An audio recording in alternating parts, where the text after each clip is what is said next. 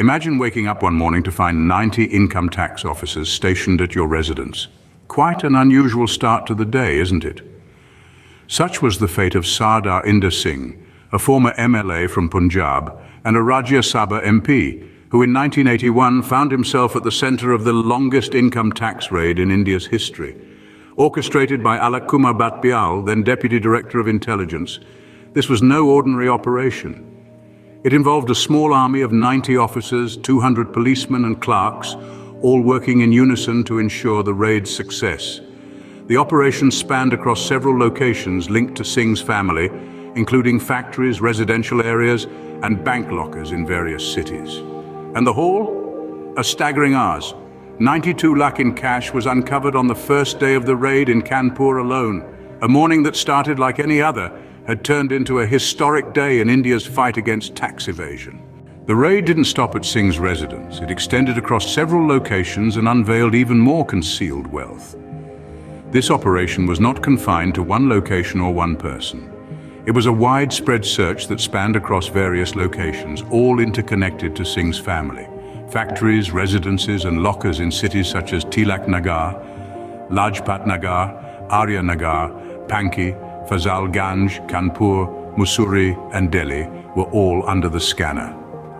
The factories of Singh Engineering Works PVD Limited were sealed off, and lockers in different cities were unlocked, revealing a wealth of hidden assets. The first day of the raid in Kanpur alone uncovered an astonishing 92 lakh rupees in cash.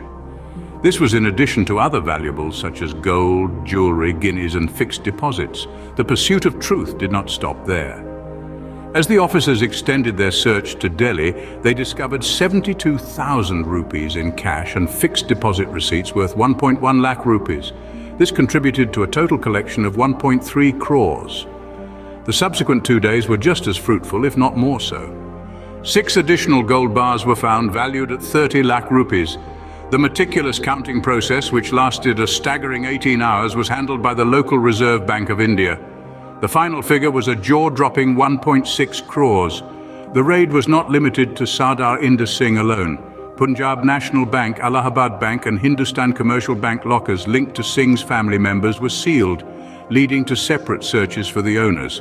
This comprehensive investigation extended to 15 more family members over the span of a month. Notices were served to Singh, his wife, his 4 sons, his 2 sons-in-law, and others. This raid, which started at the residence of Sardar Inder Singh, left an indelible mark on his family and forever altered Singh's legacy. The comprehensive investigation extended to 15 more family members over a month, altering Singh's legacy forever. Now you might wonder, what can we learn from this historic event? Well, there are a few important takeaways that we can glean from this unprecedented incident. Firstly, the importance of transparency in financial transactions cannot be overstressed. This raid reminds us that maintaining precise and detailed financial records is not just good practice, it's a legal obligation. Tax evasion is a serious crime, and it's one that comes with serious consequences. So, whether you're a business owner or an individual taxpayer, it's in your best interest to keep your financial affairs in order. Secondly, this case highlights the necessity for political responsibility and openness, particularly when it comes to campaign finance. The involvement of political figures in tax evasion scandals is a clear indication that more stringent regulations are needed to ensure transparency in political funding. We must hold our elected officials to the highest standards of conduct and integrity. Thirdly, the frequency and scale of income tax raids in India underscore the urgent need for more stringent regulations to combat tax evasion.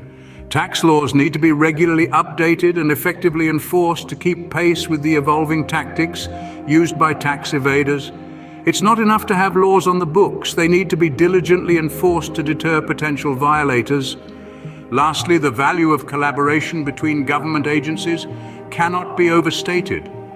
The successful execution of this raid was due in large part to the coordination and cooperation between the Income Tax Department, the Enforcement Directorate, and the Central Bureau of Investigation. This multi-agency collaboration is key to conducting thorough investigations into financial irregularities and bringing perpetrators to justice. These lessons from the longest income tax raid in India's history serve as a stark reminder of the critical role of accountability and transparency in our society. Let's remember that the fight against corruption and tax evasion is a shared responsibility, one that requires the collective effort of all citizens and institutions. It's safe to say the raid on Sardar Inder Singh left an indelible mark on India's political and economic landscape.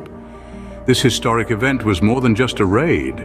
It was a wake-up call that shook the nation's perception of financial integrity, particularly in the political sphere. Singh's legacy, once marked by his industrial prowess and political influence, was forever altered. The raid served as a stark reminder that no one, regardless of their status, is above the law. It also underscored the relentless pursuit of the Income Tax Department in upholding financial honesty. Moreover, the raid redefined the narrative around income tax raids in India. It was no longer seen as a mere procedural formality, but a potent tool in the fight against corruption and tax evasion. As we look back on this historic event, it serves as a potent reminder of the importance of financial honesty and the consequences of its absence.